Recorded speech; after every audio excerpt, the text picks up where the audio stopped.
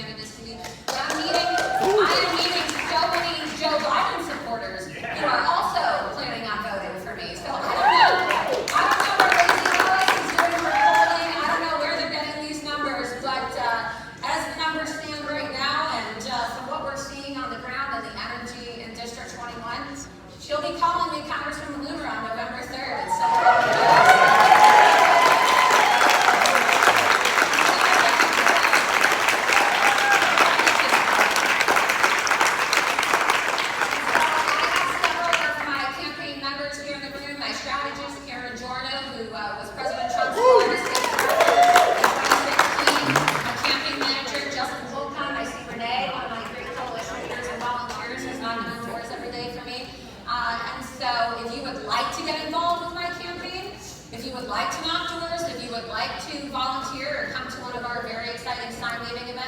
I'll be around for the next few hours, and so will my campaign team, and I would love to, talk to each of you, because we're here in Miami now, and it's only an hour drive to Palm Beach, where I'm running for Congress. The district runs from West Boca all the way to Wellington, and so I've met a lot of my coalition leaders and some of my most dedicated volunteers who are currently on my campaign at AmFest a little over a year ago.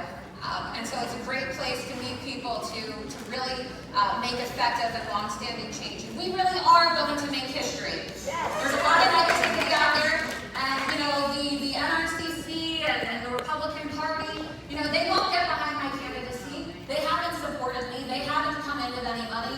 They haven't lended any support. They haven't condemned the big tech tyrants for what they're doing to my campaign, even though it's illegal election interference and clearly an FEC violation with these companies giving in-kind contributions to my opponent. But we're going to win this our way. And when we do, I'm not going to have to report to anybody, because I'm not bought, I'm not owned, and they will not be able to claim responsibility for my victory, because I'm doing this with all of you. Yes. I'm doing this with all of you. Everyday Americans, I'm happy to say that I have donors in all 50 states. Everyday Americans giving $1, $5, $10, $20, and that's how my campaign has been able to raise over $2 million. Yeah. Florida's 21st congressional district. Okay, there are Americans in all 50 states. Some of them who are hopeless right now, filled with despair because they live in places like San Francisco, Ew. in places like Portland, and they do not have adequate Republican representation. Nope. They don't have any representation. What they have is radicalism. They're surrounded on every single side, everywhere they look, by Antifa and Black Lives Matter domestic terrorists, and they are looking for fighters like me to send to Congress. And that's what we are going to do together. And so I would encourage all of you to please, whatever you can contribute to my campaign, please play a part in this historical movement, because we are going to make history, and we are going to get to Congress on November 3rd, and what we're going to do together is cancel culture. Yeah. That's right. That's right. Tell it. We'll take a few questions. We have about four minutes. Hey Laura, my name is Caleb Lawson, and I know I'm not as censored as you, but I have had some censorship through social media, as I'm a conservative political commentator and columnist and activist, and Twitter, Instagram, they all censor us. The censorship is real, it's horrible. So I want to ask, when you are elected, when you beat Lazy Lois, what will you do specifically when you first get elected into office to fight the censorship, to stand for free speech? What will you do to fight for our freedom? Well, that's a really good question, and it's in the news right now because we see that these drawn-out antitrust investigations have been taking place, and it really kind of makes you wonder, right? Like, what have they been waiting so long to do? This has been happening for years. You don't necessarily even need to create new laws to address the issue of tech censorship. Okay, it is already a crime to lie to Congress. It's called perjury, and just like the Democrats tried to lock Roger Stone up, and I believe Roger's in the room. I don't know where he went, but thank you to Roger Stone, who has also endorsed my candidacy in the Congress. It's a crime to lie to Congress, and when Jack Dorsey and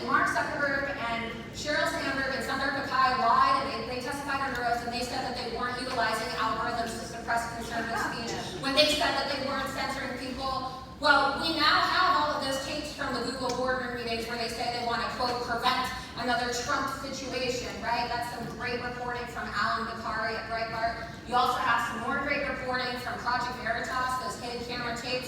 And so, one thing that I'm going to be an absolute bulldog about in Congress is making sure that nobody is above the law, as Nancy Pelosi always says, and I agree with her. So let's hold the big tech tyrants accountable for committing perjury. Woo!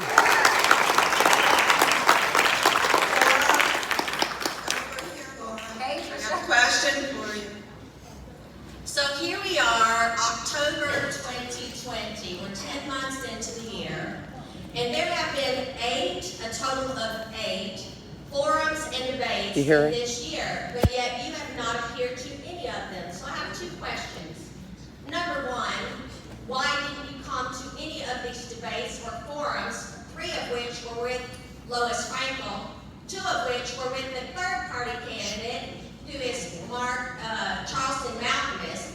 So that's my first question, and then I'll follow up with the second. Right.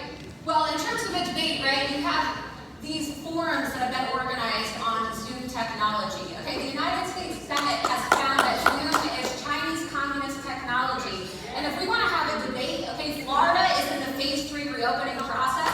I am not going to subject the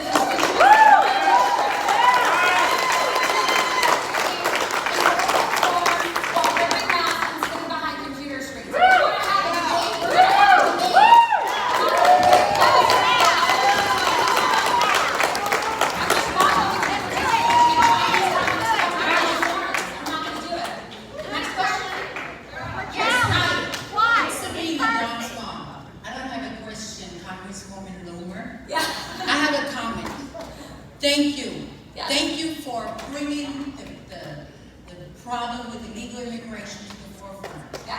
Thank you for my child and thousands of others who have to deal with this. And I got your back because you got my back.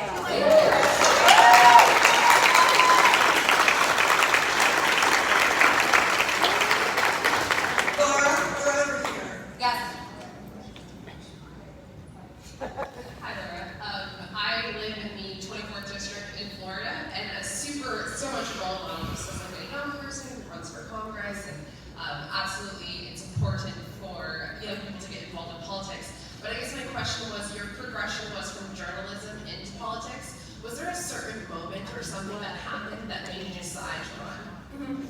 Yeah, so that's a good question. So I got my career started doing investigative journalism with Project Veritas, exposing corruption and fraud within the Hillary Clinton campaign as an undercover operative. And then, like I said, I created my own media company and started Loomering people. And really, the moment that it hit me was when I was permanently banned and deplatformed, and my bank shut me down, and the payment processor shut me down. And I started to think to myself, this is happening to me, and I'm a rather high-profile individual. And if this can happen to me, and I know, most of the hosts at Fox News, I have their contact info, and I started to realize that, there was this blockade on wanting to report this. The so-called conservative media, they have blacklists, and they don't want you knowing about this information, right? I had the phone numbers for members of Congress, and, I would go to Congress and I would try to have meetings with the Republicans, and they just constantly told me that they would do something, but they never actually did something. And it started to really terrify me. Because if they can get away with doing this to me, if they can get away with silencing the President of the United States in an election year, what do you think they are going to do to you? Mm-hmm. This is why I'm determined to win my race on November 3rd, and one of the priorities I'm going to do in Congress is I'm going to push for legislation to update our Civil Rights Act to include political affiliation as a protected class. Yes. It's not just a free speech violation, it is a civil rights violation. That's right. And when she does that, I got a couple people I'm going to sue. Imagine Culinary Group, I'm coming for you. My time is up, but with that, thank you so much for coming out today. I'll be around for the next few hours of my campaign if you'd like to get involved. But thank you so much for everything that all of you are doing to make sure that President Trump is reelected and to make sure that Republicans are elected to Congress this year. It's really great that all of you are so committed that you would spend your weekend coming to, grassroots political event to get involved, because this really is the election of our lifetime. So you should give yourselves a round of applause as well.